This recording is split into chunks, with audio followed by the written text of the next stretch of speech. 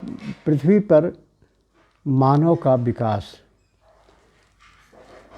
इस विकास श्रृंखला में फर्स्ट प्रजाति, सेकंड प्रजाति और थर्ड लेमुरियन प्रजाति के संबंध में मैं वार्ता दे चुका हूँ। अब लेमुरियन के बाद चतुर्थ मूल प्रजाति के संबंध में कहना चाहता हूँ। वैसे लेमुरियन प्रजाति के 7 भाग भी हैं, परंतु उन 7 भागों का वर्णन बहुत लंबा हो जाएगा, तो इसलिए उसे छोड़ते हुए चतुर्थ मूल प्रजाति, जिसे अटलांटियन प्रजाति कहा जाता है, उसके संबंध में मैं आपको बता रहा हूँ। अटलांटिक महाद्वीप में विकास होने के कारण यह मूल प्रजाति को अटलांटियन प्रजाति कहते हैं।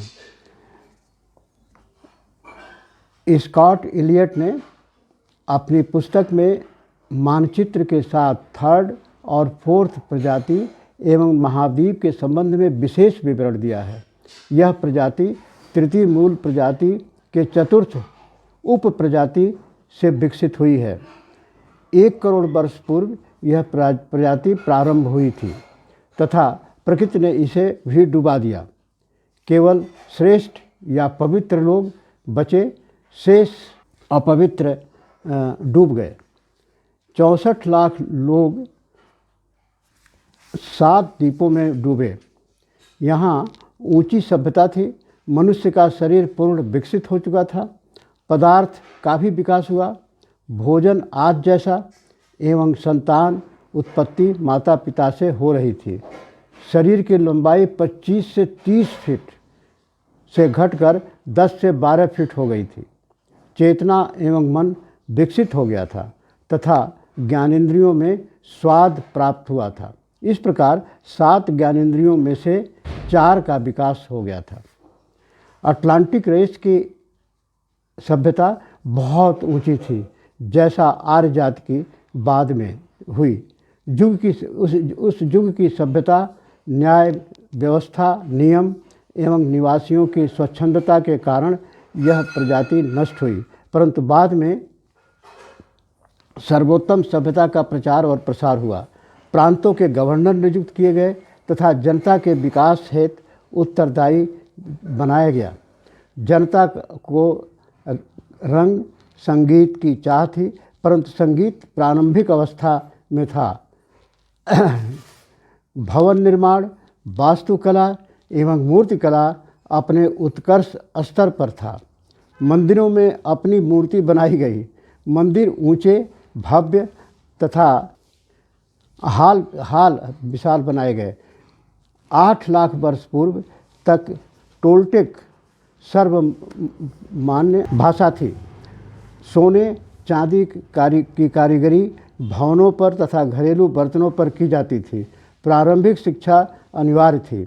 नालंदा की तर्ज पर 12 वर्ष की आयु में बच्चे के अभिरुचि का परीक्षण कर शिक्षा दी जाती थी। आयुर्वेद की भी शिक्षा दी जाती थी। मैग्नेटिक हीलिंग का प्रचार था। गणित, रसायन शास्त्र, भौतिक शास्त्र, कृषि, खगोल शास्त्र आदि की शिक्षा दी जाती थी। महाद्वीप के निवासियों की याददाश्त विलक्षण थी। कुछ दिव्य दृष्टि वाले भी निवासी थे। प्रकृति तल का उपयोग कर हवा एवं पानी में जहाज चलती थी। इच्छा शक्ति का प्रयोग कर बड़े बड़े पत्थर उठाए जाते। यह पत्थर मन की शक्ति से उठाए जाते।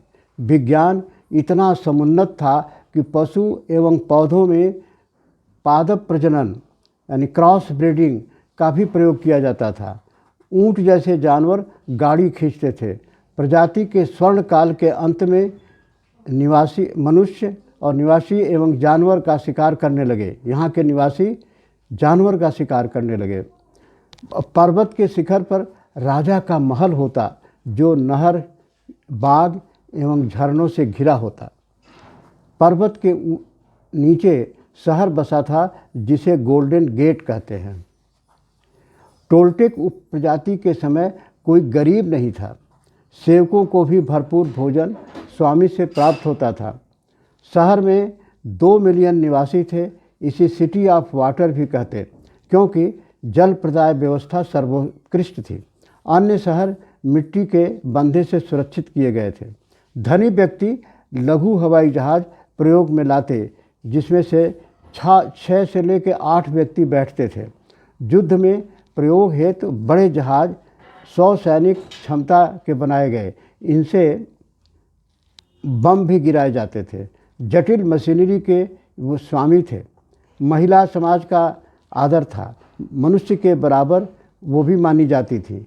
एक या एक से अधिक शादी का प्रचलन था। मांसाहारी थे, परंतु जानवरों की आंत खाना ज़्यादा पसंद करते थे।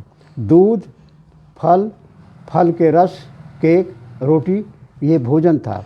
राजा, बादशाह एवं दीक्षा प्राप्त शाकाहारी थे। शराब को बाद में पीना गैर कानूनी बनाया गया। फर्स्ट और सेकंड सब रेस का जीवन शिकार पर निर्भर था। बाद में ये खेती के कार्य में लगे। सिक्के का प्रचलन था। 8,50,000 वर्ष पूर्व हिमयुग का अंतराल आया तथा लोगों को अलग थलग कर दिया। कृषि कार्य सामूहिक थी। राज्य का भाग निकालकर शेष सब में बांट दिया जाता था। सामूहिक कृषि धीरे धीरे बंद होकर अपनी अपनी कृषि कार्य आरंभ हुआ। सामूहिक कृषि इंसास राज्य जो पेरू में था बची रही। यह प्रणाली 14,000 वर्ष पूर्व तक थी। ज्ञान की पराकाष्ठा का सबूत था कि राजा निपुण एवं दीक्षित थे तथा पुजारी रहस्यात्मक विज्ञान के ज्ञाता थे। संपूर्ण अटलांटिस में सूर्य मंदिर बने थे तथा सूर्य देव की पूजा होती थी। जापान में आज भी सूर्य की पूजा होती है। प्रकृति का नियम है कि जो ऊंचाई पर जाता है उसे नीचे उतारना पड़ता है। यह सभ्यता भी धीरे धीरे अहंकार एवं स्वार्थ को बलि चढ़ गई।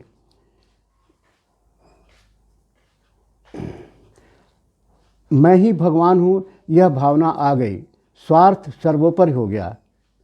विशाल शहरों का निर्माण हुआ था। त्रिदेवों की पूजा भी शुरू हुई, जिन्होंने सृष्टि की रचना की थी। जादू टोना ने भी अपना प्रभाव विस्तारित किया। कर्मकांड का आरंभ हुआ। बलि में मनुष्य तक की भी बलि दी जाती थी। मैक्सिको में सूर्य वंदना राष्ट्रीय धर्म था। जंगली जनजात एल्टेक का प्रभाव मैक्सिको में बढ़ा और वे अपने देवता को मानवों के बीच बलि देने लगे। अपने देवता को खुश करने के लिए मानवों की भी बलि देने लगे। समय में परिवर्तन हुआ, सोच विकसित हुई। पूरे प्रजात महत्वपूर्ण लोगों का हृदय परिवर्तित हुआ।